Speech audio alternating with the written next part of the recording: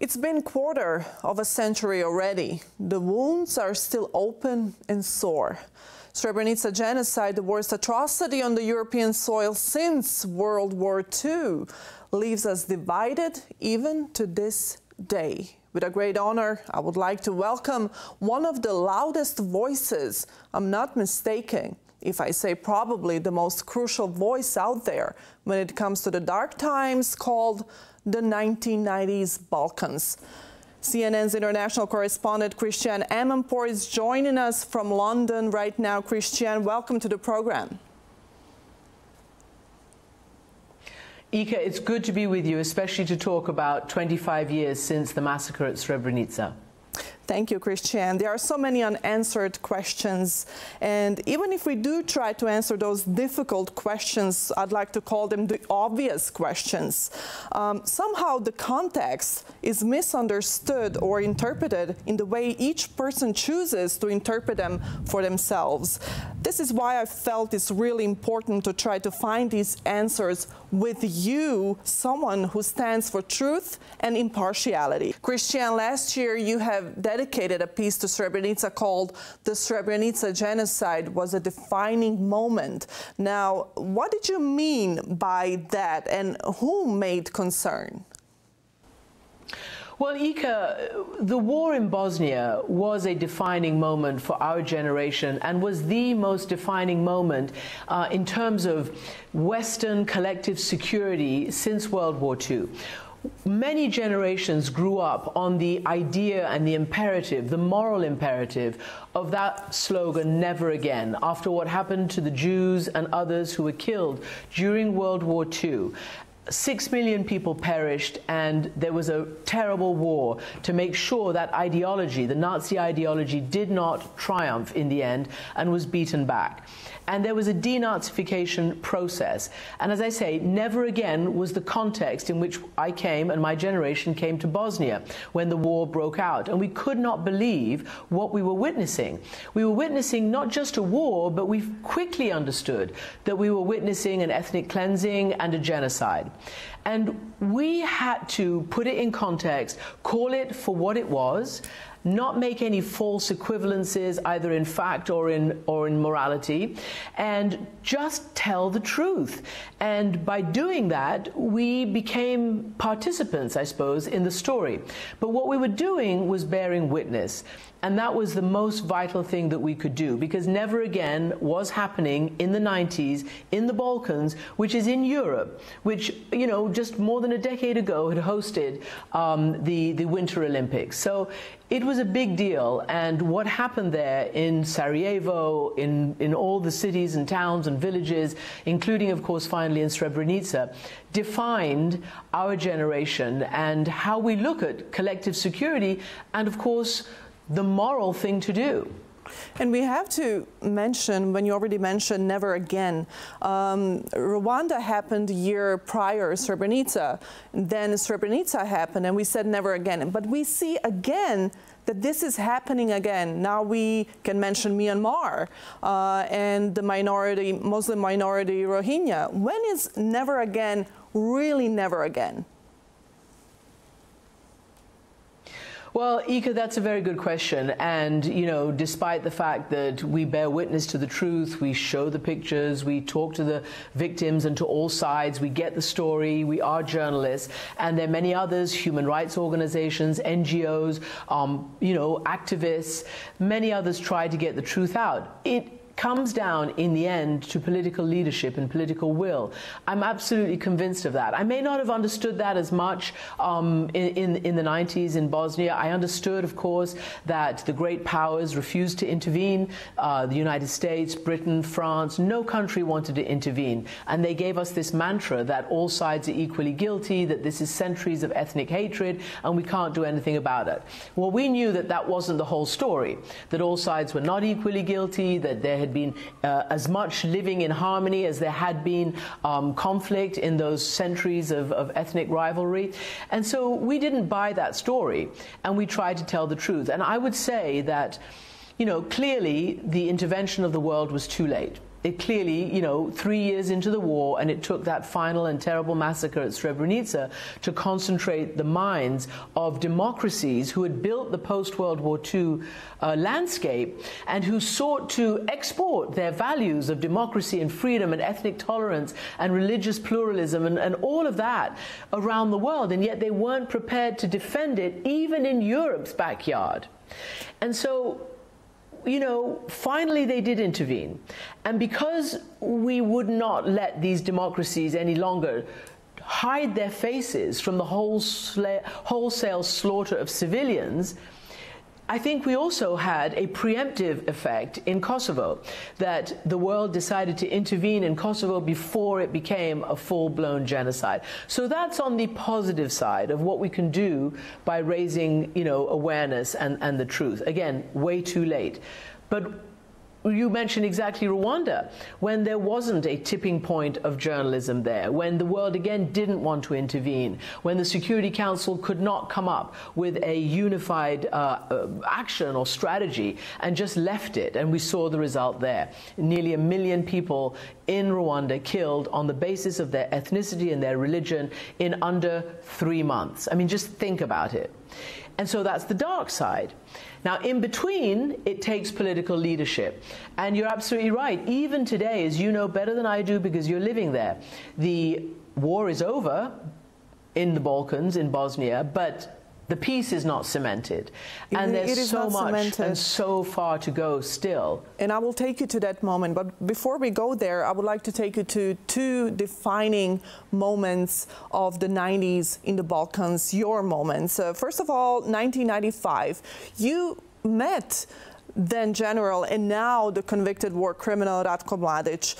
What did you think of him? How did he seem to you? Did you feel any fear as a person knowing that something bad was going to happen back then? I think I always felt a chill, certainly when I met Ratko Mladic. I won't even say General, just Ratko Mladic. And I felt a chill also when I met Radovan Karadzic and all of those people who were embodying and you know, fighting that evil ideology, fighting for that evil ideology, implementing that evil ideology. Of course, I felt a chill. And yes, I felt fear because, as you know, Bosnia was the first war where the participants, and mostly the Bosnian Serbs, targeted journalists deliberately. Bosnia was the first war in which journalists were not just caught in the crossfire. They were deliberately targeted and deliberately killed and injured, including many of my colleagues, in order to shut us up, in order to silence the messenger. In many of our previous wars, well, wars before I was covering them, but my colleagues who covered Vietnam and all of that generation, you know, they were welcomed on the battlefield by all sides because all sides believed that the journalists could get their side out and tell their story. But something changed in the Balkans, and we were also considered by those who had the overwhelming military superiority and the political agenda of ethnic cleansing and genocide, that we were also part of the problem. They didn't want, you know, the truth to get out. It was the precursor of the attack on journalists that now we see, you know, journalists are being attacked for fake news and all the rest of it. So yeah, I mean, but I wasn't intimidated, and it didn't stop me telling the truth of what was going on. Takes a lot of courage. Takes a lot of courage to do that. That's why the reporters' voices are so important for the truth. You recalled in your testimony to see Mladic sit before the court in The Hague facing justice was deeply satisfying. And watching him hear his verdict was satisfying for you. Yes, because it's a matter of accountability. And if you believe in human rights and if you believe in justice, there has to be accountability. There is no justice without accountability. The slogans that you hear on the streets right now, whether, you know, obviously starting in the United States and in Europe and many of the other countries which are taking up the Black Lives Matter anti-racism uprising, it's called no justice, no peace. And that's not just a slogan. And again, you all know it better than I do, because there still isn't full justice in Bosnia. There still isn't full justice for the bereaved mothers and widows of Srebrenica, who, as you know, many of them still languish outside their village, outside Srebrenica in Tuzla. Many of them are living hand to mouth in poverty, not in their own homes, some in camps. You know, you've also got a continued nationalist political agenda in your neighbor there, part of the entity in the Bosnian Serbs. You have still, you know, problems between Serbia and Kosovo. So full political stability has not been reached, and most certainly full justice has not.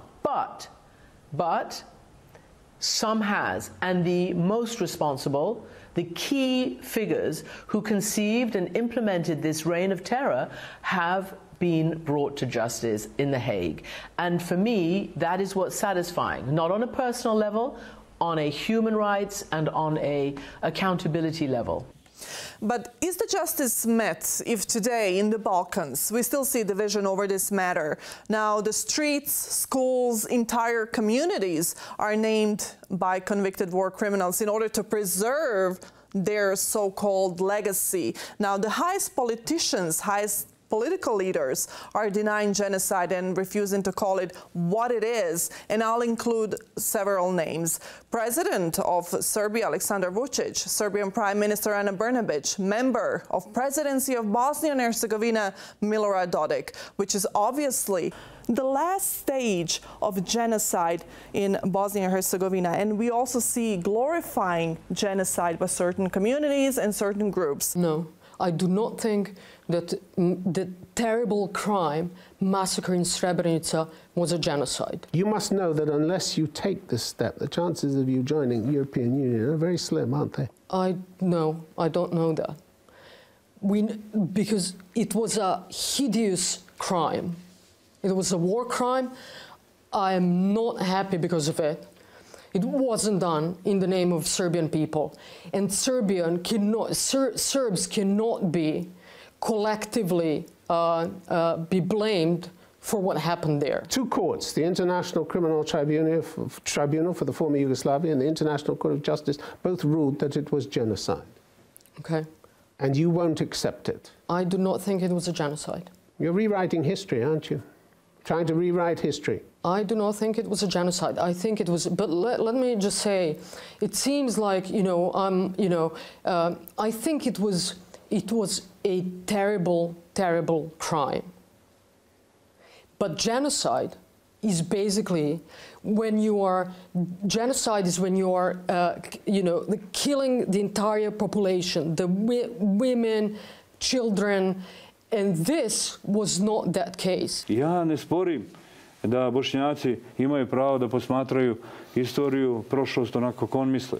Ali isto tako ne smatram da je korektno ako neko nama želi da nametne bilo kakvo mišljenje. Dakle, i Britanija je pokrenula inicijativu u Savjetu bezbednosti da se Srbi proglase genocidnim narodom u prošlom vijeku.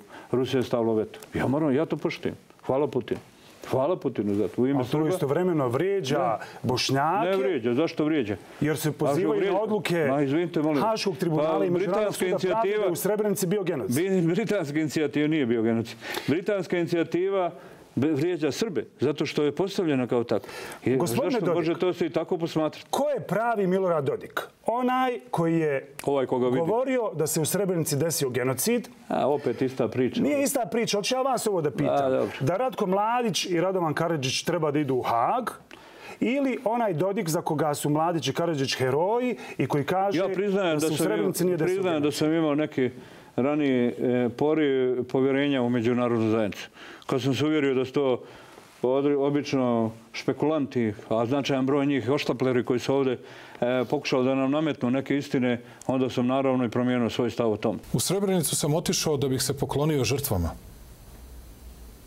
Da bih rekao koliko je to stravično delo i ne samo kao Aleksandar Vučić, što bih imao ljudsku odgovornost, već i kao predsjednik vlade. Ja ne volim te velike reči, izvinite, ovakvi ili onakvi, to su drugi ovi marketing političari, stručnjaci. Ali sam otišao i pognuo sam glavu tog dana samo na jednom mjestu, ispred spomenika tim žrtvama. Nisam pognuo glavu kad su poletele flaše, kamenice i pesnice kameni. Ni jednog sekunda, ako ste primetili. Za razliku čak i od dobrog dela ljudi iz obezbeđenja koji mahinalno je da sagnu glavu. Ja je nisam sagnuo. Jer je moja poruka bila neću da je sagnem tu, nego tamo gde sam nameravao. A pognuo sam glavu pred žrtvama iz Srebrenice. A ovome sam mogao da pokažem koliko hoćete hrabrosti i da se nimalo nisam uplašio. Ja mislim da sam time uradio veliku stvar za svakoga ko to razume. Dolazimo do pravne kvalifikacije dela. Ja, od kada sam predsjednik vlade, nisam rekao ni da jeste, ni da nije. Nisam ulazio u to. Nisam želeo da povredim ni jednog Bošnjaka, da mu kažem to nije to. Nisam želeo da govorim jeste upravo da ne bih izazvao dodatne sukobe i trvenje u Srbiji i da ne bih eventualno napravio drugu vrstu greške. Dobro, evo, gospodin Izjavljević kaže da očekuje od vas da kažete ono, da potvrdite zapravo ono što je već proglasio Međunarodni sud pravde, a to je da se u Srebrenici desio genocid. Ja sam to očekivao i nemojte da danas gosta, što kažu, satirujemo u ugao. Nemam problem, ja sam rekao šta mogu po tom pitanju. How do you comment on that and what and how and when does reconciliation really come? Well, look, it's a travesty, obviously. Anytime you deny a genocide or gross violations of human rights, international humanitarian law, even though they have been adjudicated at an impartial criminal tribunal set up by the United Nations, then there's a problem. It's a political agenda. It's a nationalist agenda. And we are seeing a rise, and certainly we have, and maybe in my generation and in my, working career, what happened in the Balkans after the fall of communism was the first real evidence of a war of nationalism. So that's what happened. And obviously we're seeing nationalist politics now all over the world. The United States is led by a nationalist populist. Britain's government is headed by a populist nationalist. And you can go all over. Hungary, you can pick your place, even in democracies. So it's a project that we haven't reached the end yet. A lot of it also depends on economic opportunity. Mm-hmm. If young people feel that there's no hope and they don't have the opportunity to, give their youth and their, more modern thoughts and their work and their lives to building up a democratic nation of their own and feel that they have to leave in order to find jobs, if there's this kind of brain drain in somewhere as crucial as the Balkans, it's going to add to this calamity.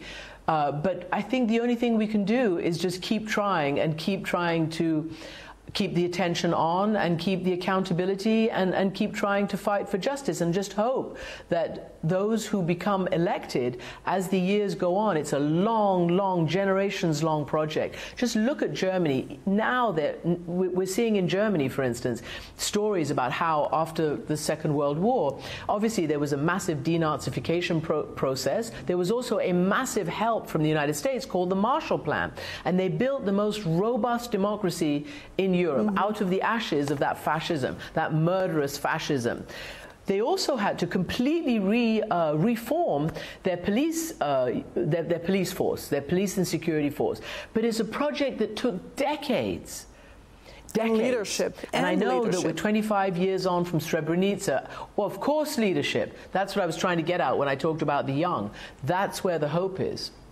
That's where the hope is. I would like to take you now a year prior, Srebrenica genocide, and this is one of the most remarkable televised events that happened in history, I believe. And this is when you tuned in from Sarajevo in 1994 into the Clinton's presidential debate and asked him straightforward what we call the killer question, and that was, Mr. President, how long will U.S. flip-flop tendencies in Bosnia take, reflecting on Bill Clinton's foreign policies? Now, that was quite an awkward moment for President Clinton. Was it something that you actually planned on asking, or it was just some kind of a human plea for help? from Sarajevo? Well, it was a reaction, Ika. It was a reaction. I'm a journalist. I was listening to what he was saying, and he was busy bigging up America's contribution to what was going on in Sarajevo and around Bosnia. And I was getting more and more upset because myself and my colleagues were on the ground seeing that, yes, they may have been sending pallets of food and other, you know, humanitarian supplies in a city, by the way, that was still besieged, a medieval siege in the middle or at the end of the 20th century, televised around the world 24/7 by the most sophisticated, you know, satellite communications in history. And I was seeing the disconnect between bigging up that and the war that was still going on and the civilians who were still being slaughtered. So it wasn't something planned, and it wasn't intended as disrespectful or even an attack. It was the most sensible, honest question I could ask. What we say, the don't you think your right? constant flip-flops on Bosnia, well, yeah, don't you think your constant flip-flops, which were constant, on Bosnia, have sent a dangerous signal and set a dangerous precedent, and empower those who do have an agenda and a plan, even if you don't? That was the nub of my question. And of course he was very cross, and of course he snapped back at me. And then afterwards he was, you know, he softened the tone, and, you know, he I think, you know, diplomatically tried to answer the question. He realized that I asked the, yeah, and so, you know, I remember it, you know, it certainly gave me chills. I do remember for many years after that, every leader or person I came to interview would always say, "Madam," because the President Clinton had said, "There have been no constant flip-flops, madam." And so I was madam for a long time after that. But in the end, although I could have been fired, I could have been whatever, I was honest. And I asked the right question as far as I could, and what else can I do? And my objective is not to be liked by the powerful and the mighty. My objective is to get to the truth and to hold the powerful accountable and to, you know, bear witness. And I do believe that Bosnia taught me a fundamental lesson. You said in your objectivity report is not about neutrality. Mm-hmm. You said that as a young reporter, Bosnia is where I found my voice. That was the sentence that actually struck me as a young reporter right now, looking up to you. And conflicts and witnessing atrocities as a reporter changes you in a way. How has Bosnia changed you in a way? Well, first of all, it was a defining moment in my career and in my life, personally and professionally. But it was a defining moment for Europe and for the whole world. And I was, in a way, professionally very fortunate to have that story, your story, as my first encounter with this kind of travesty. And I learned a lot there about human dignity, about, as I said, human rights, about the right thing to do, the wrong thing to do, and about how to recognize what I was actually seeing. And that came to me by being criticized by those who did not want to intervene in Bosnia. I was criticized for taking a side and being on the side of one side. Well, you know, all journalists tend to be on the side of the underdog and, in other words, tell their story. It's not necessarily be on the side, it's just you tell the story, you tell everybody's story. But you know, when people are being massacred, it's clearly a very painful thing for the world to look at and not respond. So the easiest attack is, oh, you're not being objective, you're not telling the truth, you're just, you know, etc. So I said, objectivity, which is our golden rule and should be, means telling all sides of the story. But it does not mean falsely creating an equivalence where it doesn't exist. In this case, there were victims and there were aggressors, and we said it. And finally, the proof was in the pudding. The world came in and stopped the aggressors. After the massacre at Srebrenica, they very quickly punctured a hole in the paper tiger. There were no casualties amongst the allies who did that. There was no, it took 2 weeks. They then launched a diplomatic process, and we haven't had war in the Balkans since. Now, it's not perfect, was it, but it just shows the flimsiness of their argument not to intervene. Well, I said that at the beginning. Of course it was too late. But it was... one last question. I said that at the beginning. It was too late. It was too late. One last question, and I don't want to get too personal, but when you say too late, it was late.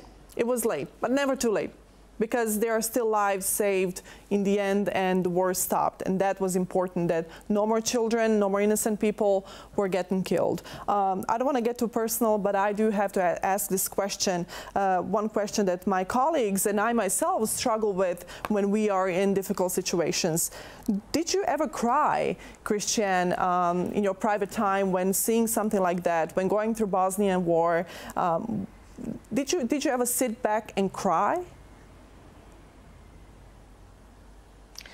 I certainly cried a lot. I'm not sure whether I did actually in the moment, because, you know, when you have to work, I used to describe it as being an emergency room doctor, an intensive care emergency room doctor, where if you lose it, you're no good to anybody. If you're a doctor, you're no good to your patient, and if you're a journalist, you're no good to your team, and you're no good to the story and to the truth that you're trying to tell. So for sure, it was very emotional for me many times, particularly when I, you know, would tell the stories of children, women, innocent civilians, old men, you know, all those people who were blamelessly targeted. And they were war crimes and violations of international humanitarian law, but they were also very personally difficult to witness and to absorb. And so, yes, the answer is yes, but did I fall about on the job? No, I didn't, because then I wouldn't have done my job properly. Are we seeing you in Bosnia and Herzegovina sometime soon? I hope so. I always love coming back. Well, we hope to see you in Bosnia soon, and Bosnia definitely loves you. Christiane, thank you very much for your time, and it was such an honor to have you on our show. Thank you, Ika. It was my pleasure. Thank you. CNN's international correspondent Christiane Amanpour joined us tonight from London. We discussed dark times of the 1990s in the Balkans. More than 8,000 Bosnian Muslim men and boys were killed after Bosnian Serb forces attacked Srebrenica in July 1995, despite the presence of Dutch troops meant to act as international peacekeepers. The denial and glorification as the last stage of genocide is still present here. Where do we go from here? Where do our children go from here? I will leave you to answer those questions for yourselves. I'm N1's Ika Ferrer-Gotić. Thank you for watching.